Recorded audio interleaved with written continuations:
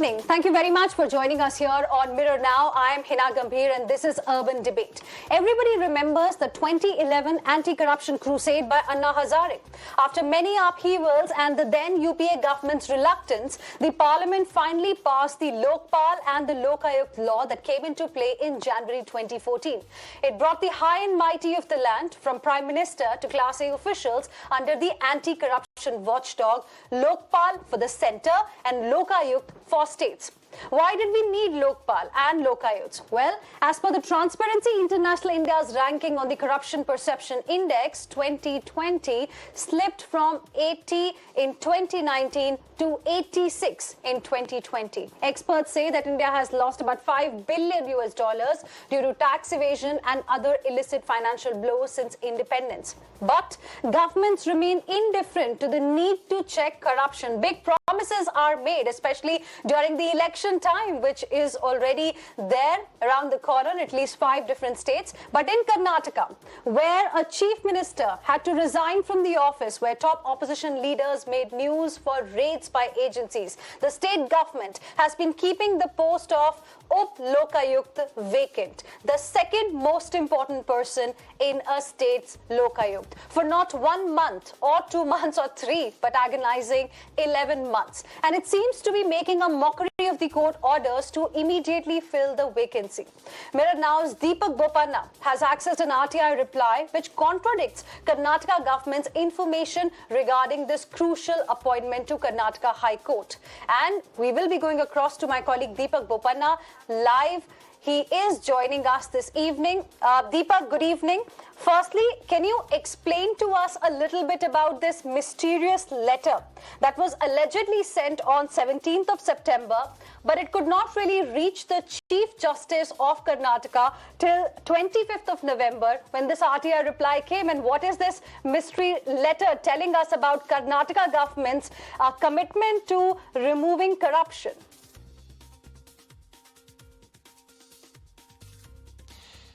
Good evening, Ina. Yes, a very pertinent question. The government, of course, has a lot of answering to do. The officials now, of course, even face a complaint with the police station. We'll have to see if the police really look into this, considering the fact that the police, of course, reported the Home Minister indirectly to the government. So, expecting something to come out of that is, very bleak. But, of course, the questions that really will be raised at this point in time, and the government has a lot of answering to do, especially because they've said that an affidavit was filed in court saying that, recommendations have been sought from the Chief Justice of Karnataka. So, if they've actually sought recommendations, and a letter was written, and it was written from the Chief Minister's office, and the RTI reply from the Karnataka High Court's registry here says that they are in receipt of no such letter.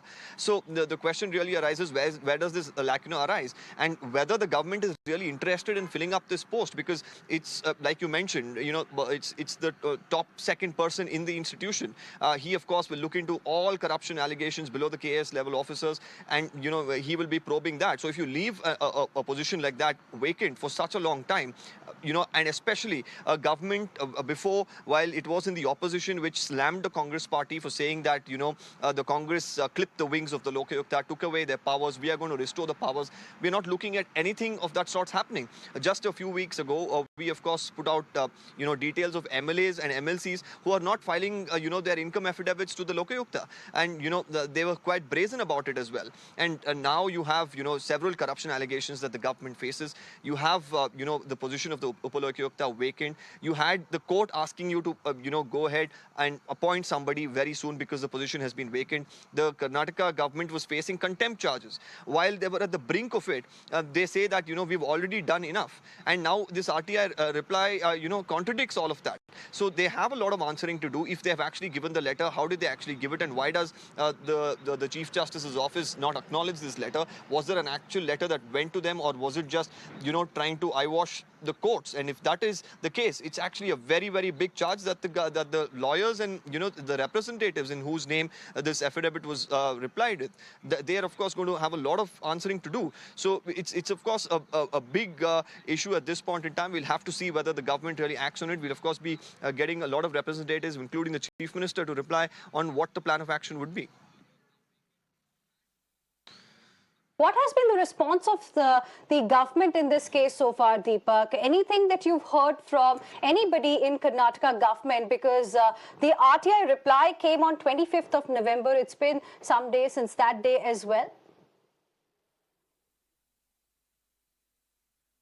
Yes, we spoke to the law minister of Karnataka, Mr. J.C. Madhuswamy. I asked him specifically that in fact the Congress in particular is slamming the BJP over non-appointment of the Lokayukta, because we had one of the Congress leaders even say that probably the BJP government here hasn't found a Lokayukta of their choice who would be favorable to them, and that's the reason they haven't appointed a Lokayukta as the charge that came in from the Congress. When I asked the law minister, he said it was the Congress that actually clipped the wings of the Lokayukta, brought in the Anti-Corruption Bureau, which would report directly to the chief minister, wouldn't really have any powers to bring down a big politician like it happened with the Lokayukta several years ago. We had a sitting chief minister who had to in fact step down because of an investigation that was carried out by the institution of the Lokayukta. So it's only the blame game that's at this point in time happening. No direct answer that has come by. Of course, we'll continue to repeatedly ask them to get to the bottom of this as to what really happened. What was this reply in court, and why does it differ from this RTI reply, and what is the intention of the government, which came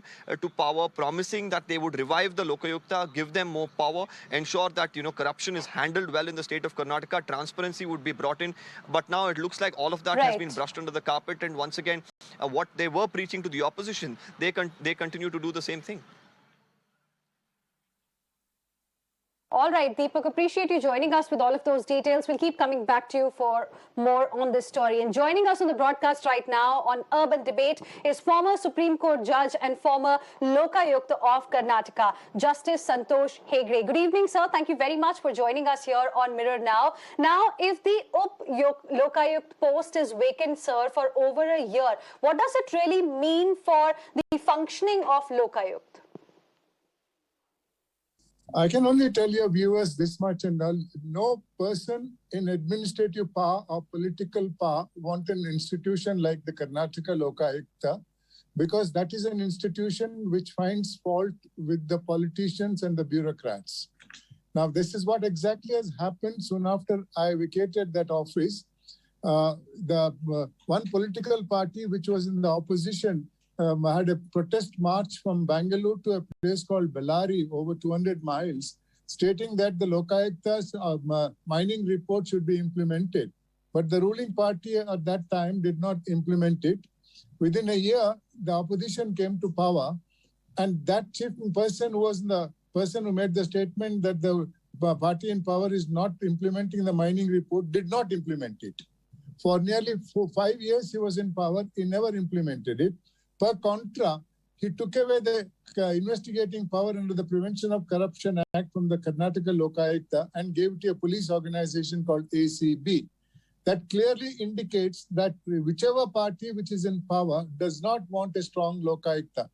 Now, at the time when the Lokayukta's power was removed, the present-day political party in power in Karnataka was in the opposition, and the leader of opposition said, if we come back to power, we will remove the ACB within 24 hours. And that party came to power, and it has been in power for nearly 2.5 or 3 years now. And they have not removed the ACB. They continue to have the ACB as the investigating agency. And the Lokayukta is left with only administrative power of giving relief in maladministration. Be that as it may, even that power, according to me, is a very good power which can give help to the poor people or people who have no access to justice and all. Now, in that background, if you look at it and all, this is another move on the part of the party in power to weaken the Lokayukta, because where Lokayukta has officers in every district. That was what happened when I was there. Now, if you don't have a second Lokayukta, the existing one Upalokayukta and the Lokayukta will not be able to control the volume of work that comes to the Lokayukta. The idea is when the Lokayukta is not able to cope with the complaints, then people will lose faith in it. Now, the ruling party, whichever the ruling party, they do not want to do it on their own because they are afraid of people's reaction to that. So they don't want the Lokayukta to act on its own so that they can tell the people this Lokayukta has become very weak, it's of no use and all. They are trying to create an atmosphere against the Lokayukta by not giving the required facilities. The two Lokayuktas are coming to the institution of Karnataka Lokayukta nearly about 15 years back. And they were able to assist the Lokayukta in clearing the work as early as possible and as fast as possible. But now you yourself have seen that 1 year now, they have not at the second Lokayukta. Obviously, they don't want the Lokayukta to be liked by the people of Karnataka. That's the only thing, irrespective of the political party. So that's a very, very strong statement you're making. You're trying to suggest that it is a deliberate attempt to weaken Lokayukt by the party in power? That's exactly my views. And I've given you examples to indicate whichever is the political party in power. Well, yes, trying to because you know... When they are okay. in opposition, they want to strengthen the Lokayukta, but when they come to power, they don't want it because that Lokayukta does work only against the people in administration and not anybody else.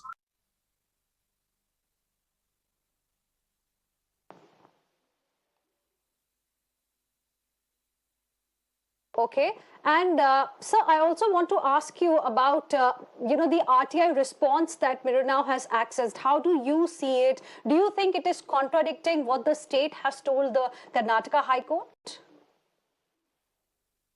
No, the aggrieved party which has now filed a police complaint under Section 176 should also move the court for contempt of court, which they have moved earlier. That's when they made that statement that the Chief Minister has made a request to the Chief Justice of the High Court to be consulted in the appointment of the Upalokayukta. Now, that is for the court to deal. I don't want to say anything because it will become sub judice. It's not proper for a person to talk about that. But I can only tell you this much from facts which I have narrated, which is a documentary evidence, that whichever party which was in the opposition, they have been blaming the ruling party of not strengthening the Lokayukta. But when they come to power, they don't strengthen the Lokayukta. For contra, they try to further weaken it. There seems to be some understanding between the political parties and the bureaucrats who are the persons against whom the Lokayukta functions. But to see that the people's confidence in the Lokayukta is lost so that they can remove the Lokayukta from existence. So briefly, if you could just help us understand, what is the process really of appointing Lokayukt? Does it take a lot of time? I mean, 10 months or 11 months? It should not take more than a couple of hours because it is only a consultation process with the Chief Justice of the High Court, Leader of the Opposition, Chief Minister, and these people are concerned and all. They are the appointing authority. By consensus, they appoint the Upalokayukta, who is also a High Court judge, should be a retired High Court judge, should have been there.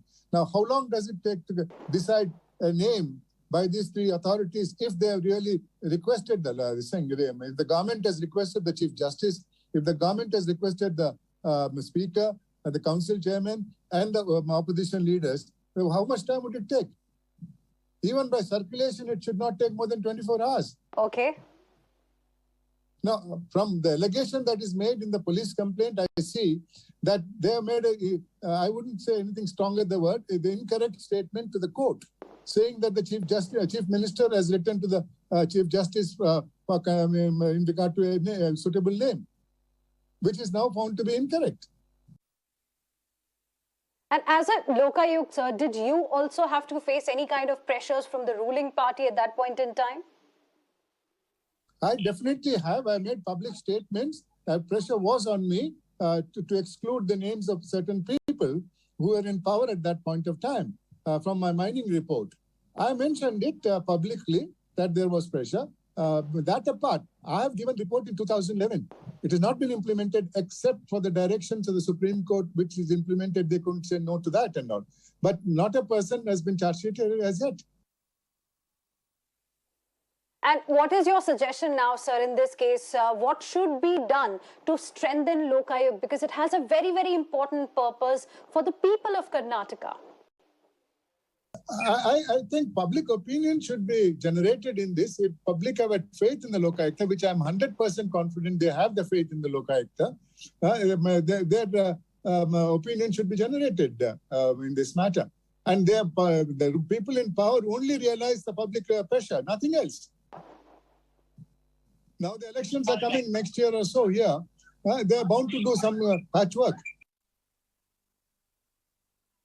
All right, Justice Hegde, appreciate you joining us here on Mirror Now and explaining to our viewers really the importance of a position like that of Up Lokayukt, who is also called as the Deputy Ombudsman as far as Lokayukt for a state is concerned. Thank you very much, sir, for joining us. And that's our big debate on Urban Debate this evening, viewers, because the only thing that the Karnataka government had to show whether it has started the process or not was a letter that it allegedly wrote to the Chief Justice of Karnataka. But even that probably hasn't reached the courts, and public doesn't know as to which is a smaller offense here, the non-appointment of Up Lokayukt or the missing letter. Let's go across to my guests now who are joining us on the broadcast. We have Lavanya Balal with us right now, who is spokesperson and AICC National Co-Coordinator for Social Media. We are joined by Umapati S, who is the advocate in this particular case, and Professor Chambi Puranik, retired HOD, Political Science, KSOU, the university there. Good evening to all of you. Thank you very much for joining us here on Urban Debate. Umapati S, let me begin this discussion with you. So which is a bigger offense here? At least I am not able to understand, the missing letter or the government unable to actually appoint Up Lokayukt for over 11 months? Yeah, madam, according to me, it's the government unwillingness to appoint the Up Lokayukta, because since 1999, 2019, you have been fighting. This is the third round of litigation, madam. This is the third round of litigation. As soon as we filed the petition, one Up Lokayukta was appointed, that is Mr. B.S. Patil. And by the time the petition was about to be dismissed, one more post fell vacant, that is Mr. Justice S. Anand. So court gave a positive direction to fill up the post as expeditiously as possible. But despite about 11 months, the government is not filling up this post by making a false affidavit before the Honorable High Court of Karnataka.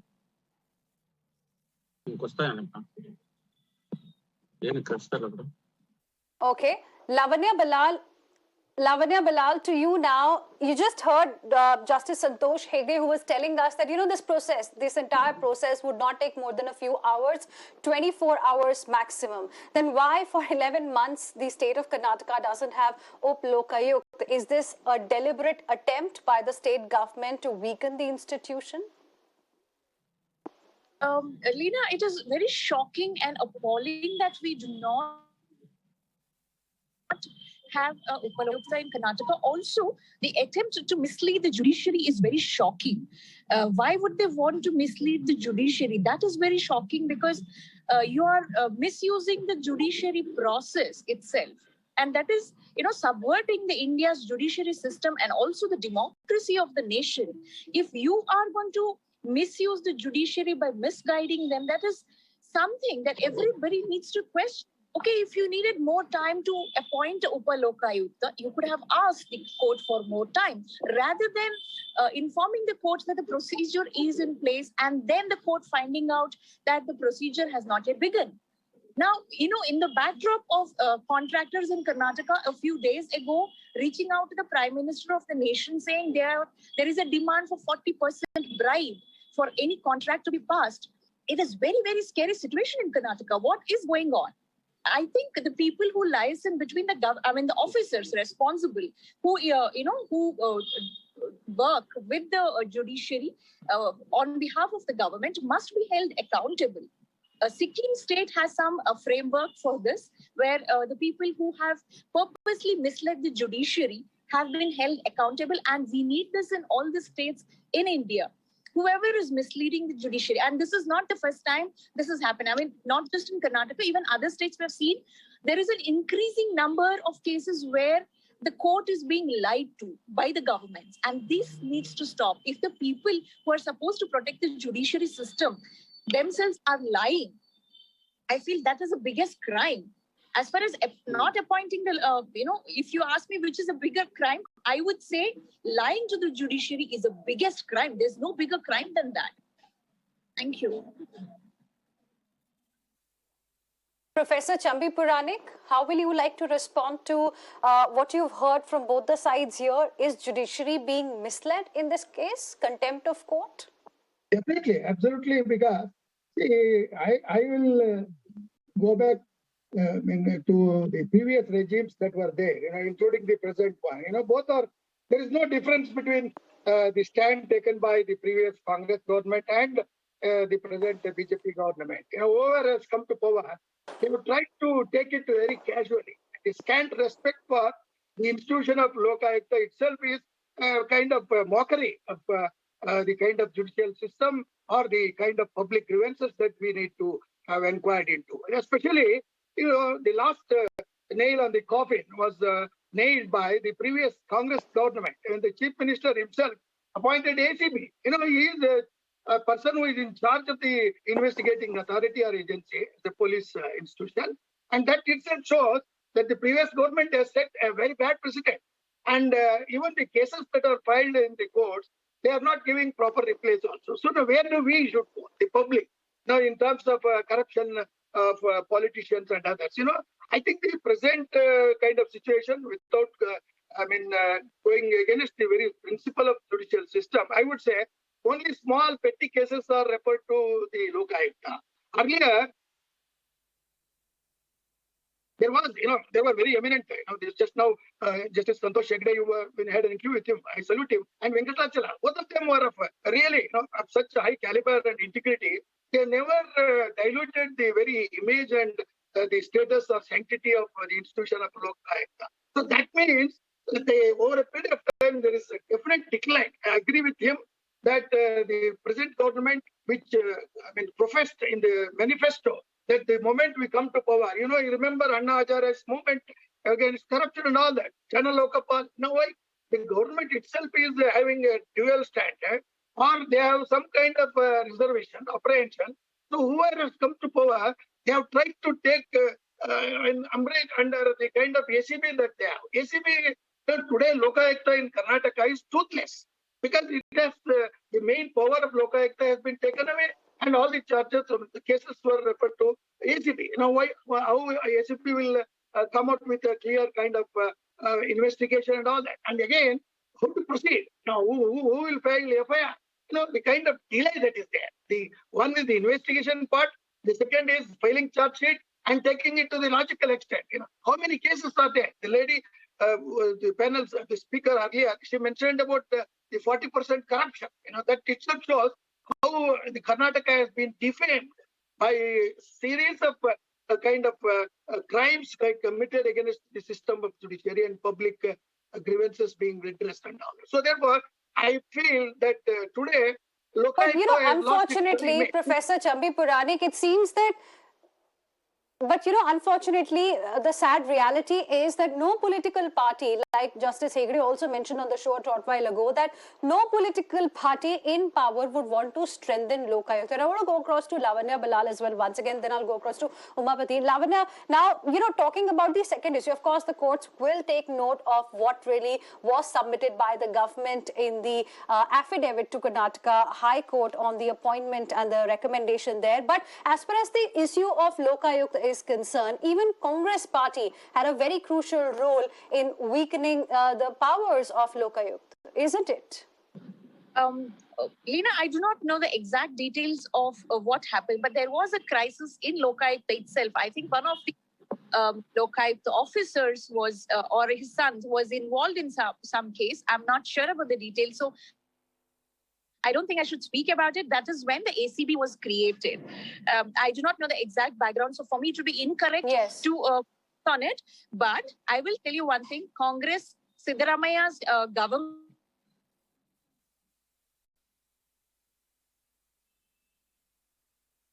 Lavanya, I can give you those details that you're asking for. The powers of Lokayukta, in fact, to probe corruption cases on its own were diluted, with former Chief Minister Siddaramaiah forming an anti-corruption bureau which reports to the Chief Minister's office. Under the present circumstances, Lokayukta can probe only once a complaint is made, and senior government staff can be questioned only once cleared by the government. It means that the government, be it the Congress or the BJP, which is in power right now, wants to control things, how the Lokayukta functions. So it's like, both are on the same side this time.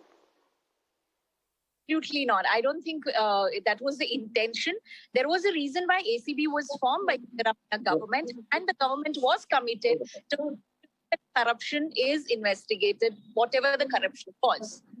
So the stand was very clear even when he was created.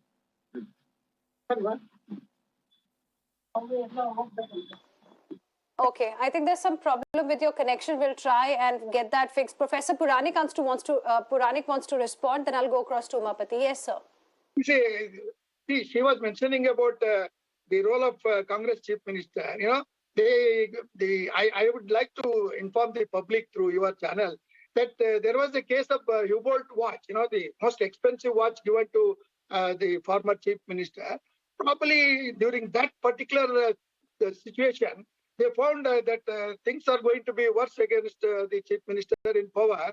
So at that time, somebody in the ruling party who is close to Chief Minister misled him, saying that, you know, in order to avoid indictment from the Lokayukta or anybody for that matter, so let us constitute a kind of institution under us that is ACB like that. So that is the point of clarification. Historically, it should be on record that that started. That's why I said the last nail on the coffin of judiciary or Lokayukta was committed by the previous government. So therefore, whatever the Congress has done, the BJP is also. But then what did this government do, sir? What did the current government do? Professor Puranik, what did the current government do? Which also came with this big promise that within 24 hours, you know, everything will be done. But what happened to those promises then? Yeah, it is. That's what I was saying. Both are on the same side this time, which rarely happens, at least in Karnataka. Yeah, I agree with you. And, you know, I think they are all playing a drama. This is a big drama played by all governments, irrespective of this or that party or ideology. So the question of public grievances, of filing cases against people in high power, look at their style of living, look at the wealth they have amassed, look at the disproportionate assets that they have. Only few cases of Jayalalitha and Lalu, they are the ones that are settled to a logical extent. But I think 95% of the cases that are taken up by Lokayukta or any other agency in Karnataka or outside, I think it's the same story. It's a corruption is a cancerous. It's worse than the pandemic that we have gone through. And I don't know how long, there is no vaccine for this. The vaccine is only public awareness, as Justice Santosh Hegde mentioned, and public should come out and public should be given the kind of respect and judiciary is ready to do it unless the government is in a position to cooperate with judiciary and all that. So transparency is lacking and the political manipulations are taking place. Okay. That's my opinion. Yeah, that's Okay. how I feel. Umapati S, now what happens next in this case? What happened? Mr. Umapati, can you hear me? Yeah, Yes, madam, yeah, I madam. believe you're now filing a case. Yes. Yeah, madam. On the issue of misleading the court, I believe you're filing a case now? Yes, madam. We have already filed a complaint today, but the station house officer and also assistant commissioner of police are still in legal consultation whether to lodge an FIR or not. Even though my complaint clearly discloses the cognizable offences. As per the Honorable Supreme Court judgment, the registration of FIR is mandatory.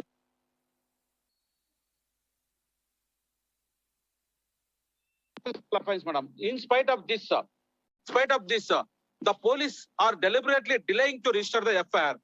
If they do not register the FIR, we have no other alternative except to approach the magistrate court by filing a private complaint, madam.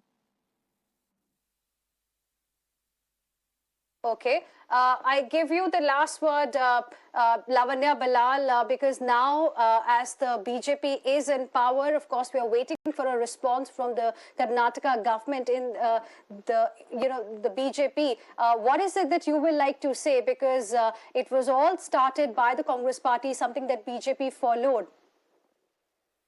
Well, I for one would love to say that, we have complete trust in the judiciary system of India, and we believe and we trust that they will take appropriate action. I hope people who have misled the judiciary will be held accountable. This is an offense that is unforgivable.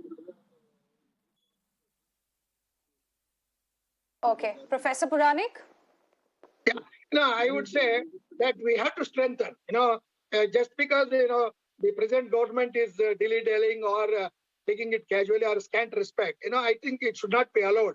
I think somewhere the Chief Justice himself, Sumoto, he can warn the government, saying that you better strengthen Lokayukta and see that all the powers are given, the investigations are done within a time frame. I think, justice delayed is justice denied. So if that is there, there is no point in having a toothless Lokayukta. So I would say that the public opinion and the judiciary coming to the rescue of we common citizens, very honest people who are in majority in Karnataka and the entire country, I think we have to strengthen Lokayukta. We should not run away from it. Just because few political leaders or parties are trying to damage the reputation of judiciary, which has got a very high reputation. It is the only trustworthy kind of thing for a democracy like India. So therefore, I think, over a period of time, the younger generation should take it up and see that the institutions like the Lokayukta and Lokapal at the center, all of them are strengthened. It's a kind of,